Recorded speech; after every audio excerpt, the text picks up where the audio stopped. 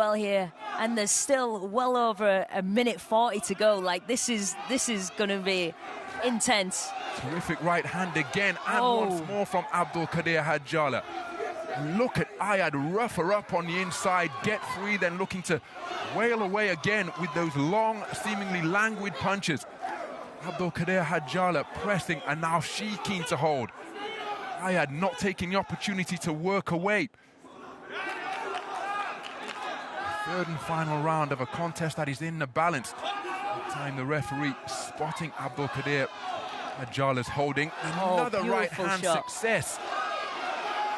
Head of Ayad continuing to be jolted back as a right hand crashes home once again. But look at those hooks on the inside in terrific exchanges. Ayad's doing so well here. Even though she's getting caught with the odd right hand over the top, I really like what she's doing. If she feints, draws that right hand out, as she did there, and throws a combination of her own over the top. The right hand singles that Abdulkadir Hadjala is landing are really eye-catching because they are coming in single fashion. And look at the manner in which Abdulkadir Hadjala wilted to the camera. He really appears to be feeling the pace. I had finally spoken to about the roughhouse tactics she's employing on the inside. Closing 20 seconds of the contest, a contest that is in the balance as Abdulkadir Hadjala continues to look for that backhand which has served us so well. Ayad short of the mark, but still full of energy and full of fight. Remember, the winner through to the gold medal bout and securing a place in the Olympic Games. Both boxers punching until the final bell to conclude what was an action-packed encounter from a 10-8 round, as is the convention in professional boxing. But Ayad really aggressive throughout that third and final round. Which way is this one going to go? It's going to be really interesting to see how the judges score this one. It's for me, it's up in the air. So the first round was taken by the woman in blue. The woman in red came back terrifically in the second round, then produced a standing count in the third. It could well be split. Who's going through to Paris 2024? Here we go. And it's Ayad. Yomna Ahmed Rezek Abdallah Ayad of Egypt, dancing with delight at having been declared a split decision victor, overcoming her more experienced opponent with her unrelenting energy and aggression.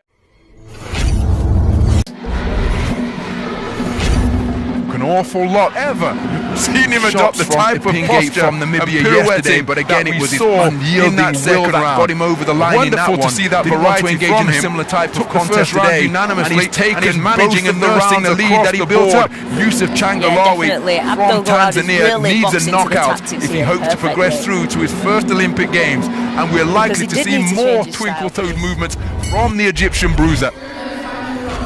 So into the third and final round we go then, and Yusuf Changalawi has conceded both rounds 1 and 2 unanimously against the experienced operator who is Abdul Rahman Abdul Gawad of Egypt.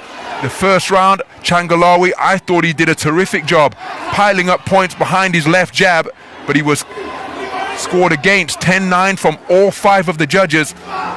In the second round, Abdul Gawad showing aspects of his skill set that he didn't know he possessed, and that's this type of back foot movement, maintaining the gap rather than applying unrelenting pressure, and it was enough for him to take the round 10-9 across the board again.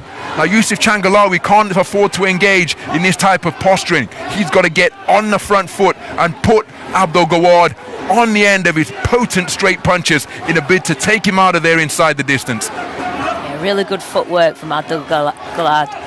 And his guard as well. His guard as well has been superb, just catching those shots on the gloves. So Changalawi, well, he's got to up the punch output here.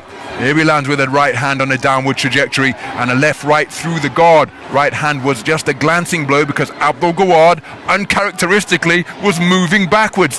And again, that is something I haven't seen from this man, commentating on him at countless tournaments over the years, starting with the World Championships in Doha 8 years ago. Changalawi beyond the midpoint of this final round. desperately trying to close the gap, but he's got to quicken his feet and increase his punch output and maybe come forward with multiple phase of attacks, not just single phase attacks.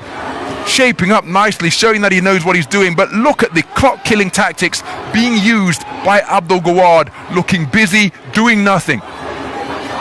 Celebrating successes that don't exist, shape-shifting in the pocket, dipping his knees like a giant-sized Floyd Mayweather Jr.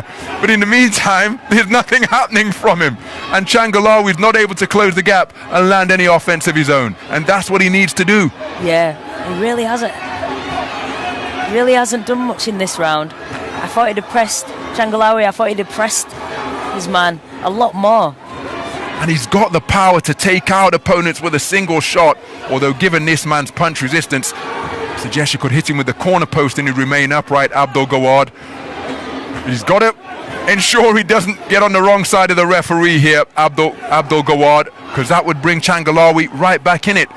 But again, it's been a surprisingly tepid performance in this third and final round from the soldier from Tanzania, when you consider that the victor is guaranteed an Olympic quota place. There's a nice bolo shot to the body, but it's too little too late from the man in red as the men exchange punches after the bell.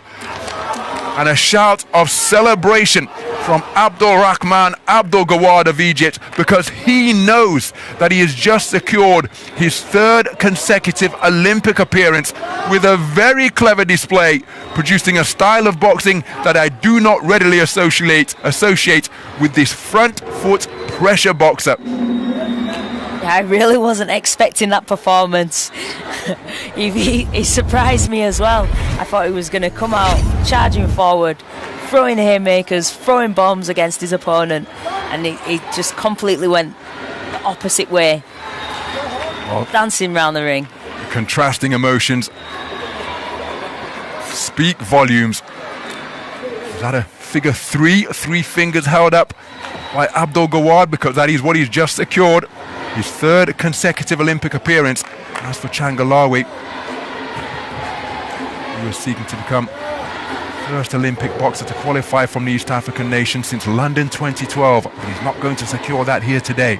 Let's get the official announcement. Ladies and gentlemen, bout results. The winner of the points by unanimous decision in the blue corner representing Egypt, Abdul Rahman Abdul Gawad is a three-time Olympian.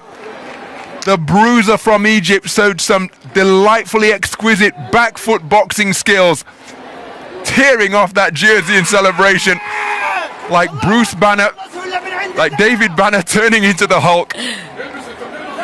Terrific performance from Abdul Gawad. And again, just being asked to subdue his celebrations by our referee. Bitter disappointment for Yusuf Changalawi. Didn't get a share of the first round when he was using a poking lead left jab, but then after that, this man showing terrific ring IQ, getting on the back foot, making Changalawi come to him, but Changalawi wasn't able to increase his punch output sufficiently to make him uncomfortable. C'est magnifique au niveau de la qualité des gens sur les rangs. I expected more from Changalawi. I thought he was going to up the tempo, take his man out of the comfort zone. But I'm really impressed by the guy in blue. Really impressed with his boxing today. I didn't think he had it in him. You can just see how much it meant to him. Ah ouais, je voyais pas du tout ce deuxième round de la même manière. Ah, c'est surprenant. Ah, c'est surprenant. Il y a des voilà. Ouais, pour ça moi, semblait vraiment, complètement évident, vu le travail et la qualité de ce qu'a effectué le Congolais dans ce deuxième round, qu'il avait repris un avantage, surtout qu'il dominait pour tous les 5 juges. Ils n'ont pas vu la même chose. C'est compliqué pour lui. Quand l'Égyptien gagnait légèrement le premier, on aurait pu dire ça, mais là, je suis pas d'accord. Voilà, et là, ce travail du percute, beaucoup plus précis du côté de Koulangul. Et le crochet droit d'El Awadi, et les uppercuts, ça rentre à l'intérieur. Là encore, là. Et encore. Et il recule, l'Égyptien. Il est obligé de s'accrocher. Ouais, il accroche. Obligé parce qu'il était prouvé. Il est éprouvé, là. Va être long ce round pour lui. Ah, ça passe encore. Attention, les mains ouvertes, on entend un claquer.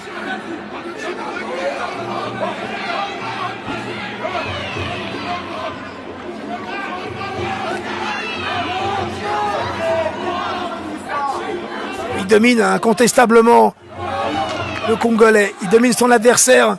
Et puis là, l'Égyptien est un peu moins dans l'attaque. Il va être repris sur ce manque d'activité. Donc il lui demande de boxer, il le sanctionne. Oui, il lui demande, c'est tout. Il sait qu'il gagne les 2 premiers rounds, mais... Oui, mais...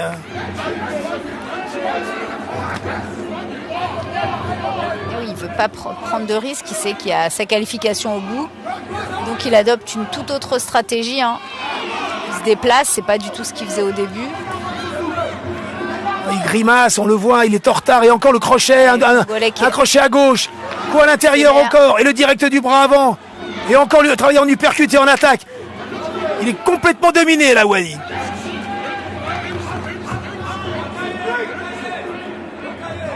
Même l'arbitre pourrait sur certaines séquences, on l'a vu dans les tours qualificatifs, parfois compter, debout. Le Congolais veut faire mal, il sait que... Et là, il le domine de façon... La décision risque d'être compliquée. Voilà. Très nette. Allez. Vous devez avoir le même sentiment. 30 secondes dans cette finale des 71 kilos. Magnifique finale, mais place, domination. Une place pour les Jeux Olympiques au bout. Voilà, et là, encore, c'est à sens unique, là. Et à sens unique, complètement. Déjà, dans le round précédent, ça l'était. Il n'a pas été récompensé comme il aurait dû.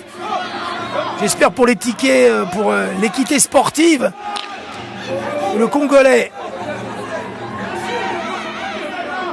va gagner ce round, mais au-delà, il mériterait la victoire.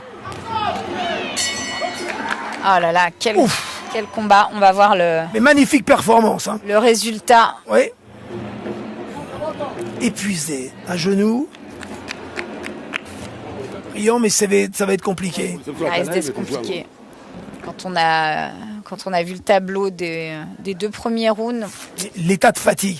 Mais si, voilà, quand on voit cette finale qui était vraiment intense et très disputée, le Congolais a été supérieur à l'Égyptien. Maintenant, est-ce que les juges vont le récompenser? Il faut le souhaiter ce travail fait dans cette dernière reprise.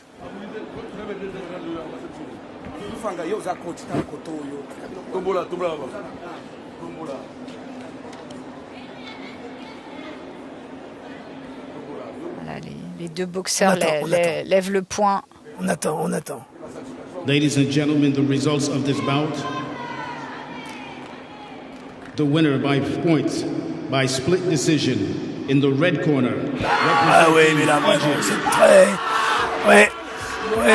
El Awadi.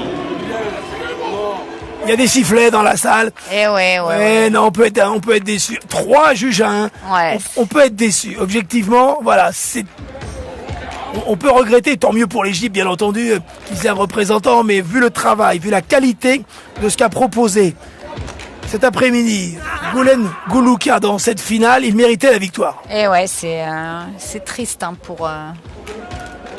Oui, c'était le Congolais là. C'est une forme d'injustice, voilà, parce qu'il a montré qu'il était supérieur. Incontestablement, dans le 2e et 3e round, il a dominé son adversaire. Donc après, ça sera peut-être l'occasion pour le jeune. C'est assez surprenant quand même. Congolais. Oui, on peut regretter parce que voilà, c'est une décision. Bien entendu, qui fait mal. C'est vraiment ce 2e round là qui a mal été noté et qui a fait basculer la décision en faveur de l'Égyptien. Mais derrière, il y a un écart. Même on peut donner 2 points d'avance en faveur du Congolais dans le 3e round, qui a archi dominé son adversaire. Complètement. Et donc.